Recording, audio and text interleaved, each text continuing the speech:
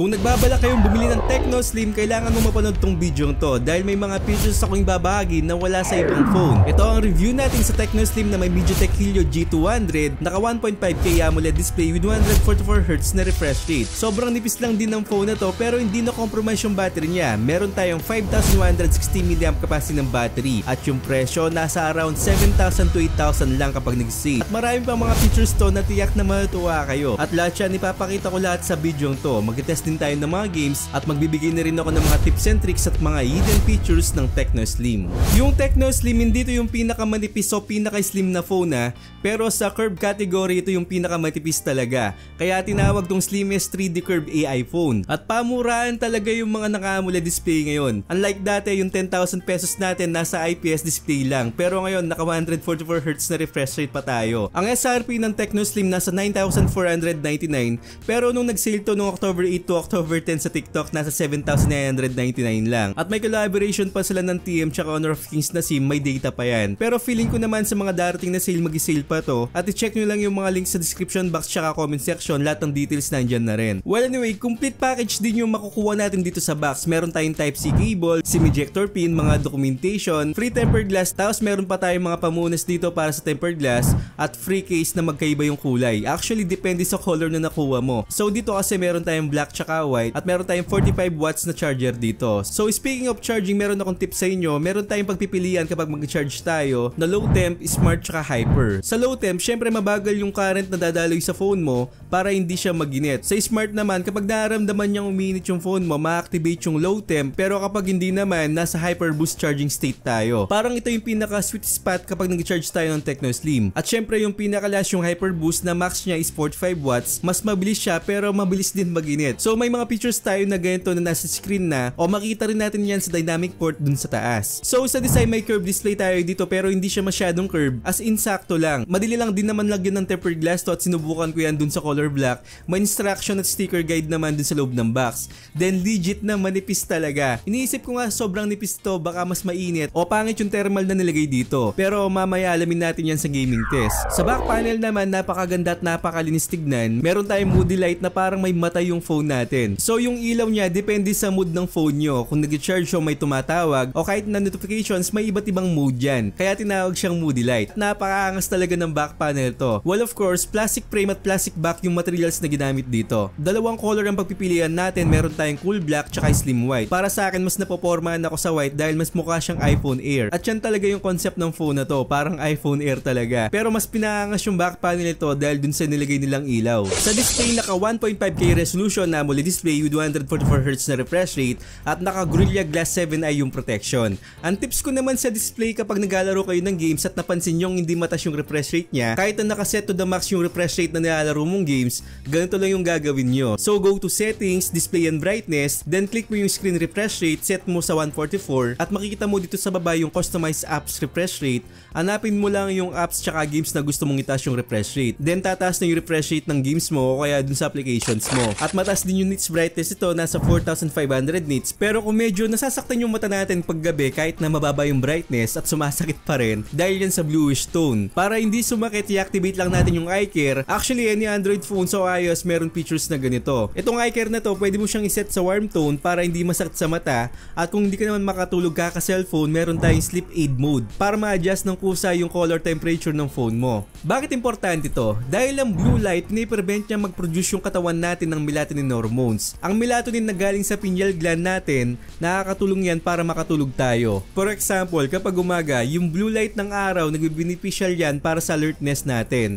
Pero kapag artificial blue light na nakukuha natin sa mga device natin o phones na na-encounter natin kapag gabi, tinitrick yung utak natin na parang umaga pa, kaya nadidelay yung pagtulog natin at nadidetect niya yung photoreceptor sa retina para ma-prevent yung releasing ng melatonin hormones natin. So tips ko sa inyo yan kahit anong phone na, i-activate natin yung eye care lagi at ilagay nyo sa warm tones. Well anyway, meron pa rin tayong dynamic port dito na parang dynamic island sa iPhone at malakas din yung speaker nito na naka Dolby Atmos. So siguro yung mga iba nakapanood ng review ng Tecno Slim pero sabi nila mahina daw yung speaker. Actually by default yes, mahina talaga. Pero ang tips ko sa inyo para ma-enhance pa yung audio nito, you need to go to the sound vibration. From then makikita mo yung Infinity Volume Plus na sa iba volume booster to. So activate mo lang yan at mas malakas na yung volume ng Tecno Slim mo. From default mahina siya, then kapag activate mo makita mo na meron tayong 150% at 300%.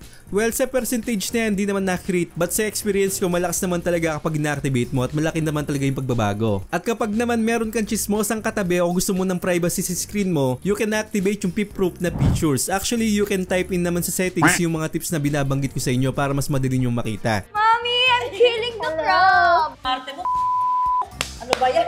Pero nasa privacy yan. So i-align nyo lang yung box dyan kung ano yung part na gusto mong itago. Like kapag nagme-message kayo, ikaw lang yung makakita. Pero dun sa ibang parts na naka-highlight, yun lang yung makikita ng nakakachismis ng phone mo. The rest, ikaw na lahat yung makakita dyan. Pero pwede mo ring iset yung opacity dito para mas accurate. Depende sa vision mo. So malinaw yung display nito. Naka 1.5K resolution na AMOLED. Black is black talaga. Kahit anong angle, kitang-kita talaga siya. Pero ang pinaka nagustuhan ko while watching movie sa Netflix na naka wideband L1 certifications na is the bypass charging na kahit hindi sa games magagamit mo to while watching movies or even sa YouTube na merong maximum na 2K 60fps pagdating sa video. So kapag na-activate yung bypass charging, mas tatagal yung lifespan ng battery mo using these features kasi hindi siya dadaan sa battery, dadaan siya sa mismong system ng phone mo. Pero isang magandang features din na nakita ko dito sa TechnoSlim is the video assistant. Sa ibang brand nga ang tawag dito is the video toolbox. Maraming features na pwedeng paglaruan dito like screen recording pero bawal o hindi mo ma-activate sa Netflix. Pero yung play in the background meron to sa Netflix na mamamatay yung screen mo pero mag-play yung audio sa Netflix. Na dati nga pwede mong gawin sa YouTube to pero naalis na dahil may features tong YouTube na to na kailangan mo magbayad. So panalo yung screen nito, para sa akin solid din yung mga features dito sa display. Then additional na tips ko sa inyo, matuwa kayo dahil meron tayong repair mode. Kapag magpapagawa tayo ng phone like sira yung speaker, papalit ng battery, parang may privacy ka dito kapag inactivate natin yung repair mode. As in hindi niya makita yung laman ng phone mo. I-activate mo lang to para hindi makalkal yung phone mo. Pag-activate mo, mag-set ka ng password tapos nasa state ka na ng repair mode. Pag open ng phone mo, makikita niya lang yung mga icons na walang Gmail o hindi makikita yung mga features mo. Parang nasa factory settings lang tayo, parang bagong bili, parang ganun. Pero kapag nag-exit tayo sa repair mode, babalik na sa dati yung phone mo na ikaw lang yung nakakalam ng password na sinet mo. Pero meron din naman tong dual system na parang ganun din. Ang kaibahan lang nito, mapapakinabangan natin yung second space ng phone mo. Like kapag may kabit ka, second space yung gagamitin mo. Pag uwi mo naman sa asawa mo, first space naman. Huwag ka lang malito kundi mahuhuli ka. Joke lang, wag niyong gagawin yun.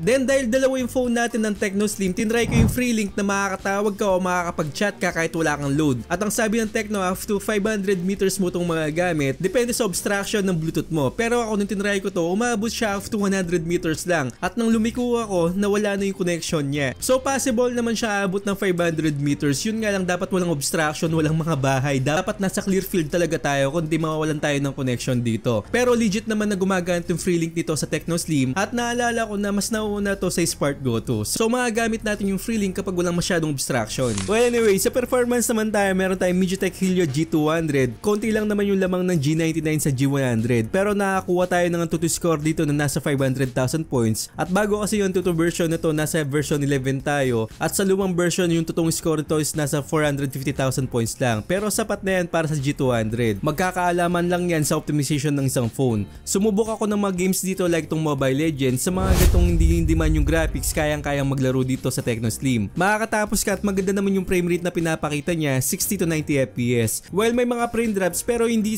mo siya malalaro. Minsan bumabagsak siya ng 50 pero playable naman siya. Hindi naman siya sobrang lala talaga. So ito yung graphs natin kapag may clash mga ba pero umangat din naman after. At ang pinaka nagustuhan ko sa Slim na to, kahit na 16 minutes ako naglaro dito sa Mobile Legends, hindi siya mainit. Nasa 40 degrees Celsius lang yung nakuha natin sa Mobile Legends. So maganda yung thermal na ginamit dito. Yung pagka-smoothness naman nito is nasa 99%. Ang average FPS na nakuha natin nasa 87%. So goods na goods to sa Mobile Legends. Sa Wild Rift naman, ito yung mga settings natin nilagay ko sa 120. At first nakakuha ko ng 100 FPS pero may pabagsak talaga siya ng mga 90 FPS to 80 FPS kapag may mga clash. Pero para sa akin sakto-sakto na yung frame nito. So sa paglalaro ko ng Wild Rift naman kahit anong phone, kapag patapos na yung games talagang mababagsak siya ng mga 60, 70 mga ganon. So normal lang to sa Wild Rift. At ang nakuha kong temperature naman dito nasa 42 degrees Celsius which is okay pa rin. Ang pagka-smoothness naman nito is nasa 99% at ang average FPS naman nito nasa 83%. At mag-enjoy ka rin dito sa Call of Duty Mobile. Nakakuha ko ng 60 FPS sa multiplayer. Smooth shot, wala tayong frame drops dito.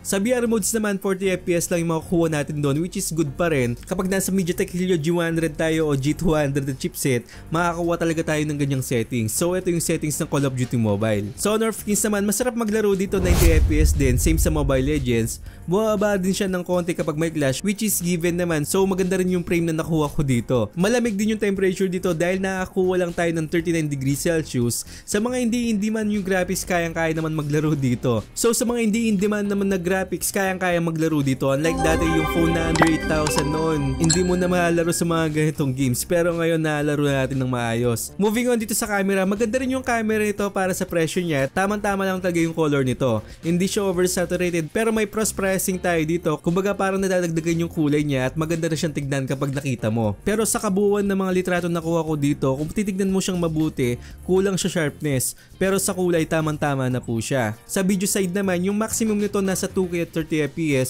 Shaky siya kapag naglalakad tayo, kapag steady lang okay naman siya. Pero pwede naman natin i-activate yung stabilization nito. Yun nga lang, makakompromise yung quality niya. Ibaba nyo lang sa 1080p at 30 FPS lang. So kapag maglalakad tayo, okay lang naman gamitin yung stabilization. Pero kapag steady video lang, pwede natin i-activate sa 2K at 30 FPS. Sa front facing camera naman, ito yung quality na makukuha natin. Usable naman siya. At yung skin tone dito maganda naman. Yun nga lang, nagkukulang ako ng sharpness talaga. Pero okay na yung camera nito kumpara sa ibang presyo At same din na meron tayong 2K at 30 FPS pagdating sa front facing camera video. Sa ibang phone nga, kahit nasa mid-range category tayo, makakakuha pa rin tayo ng 1080p at 30 FPS. Pero dito naka 2K at 30 FPS na tayo.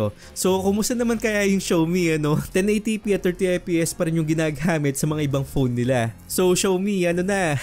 So highly recommended ko tong phone na to, maporma, maganda yung thermals at marami din tayong AI features dito na hindi ko na maisa-isa sa inyo dahil haba yung video natin. Pero swabe talaga tong phone na to. So I hope na nakatulong ako sa inyo at huwag niyong kalimutan mag-subscribe sa channel ko at hit yung bell icon para sa mga ganitong unboxing reviews, bagong kaalaman at katarantaduhan sa channel na to. So once again, ako po si Paul.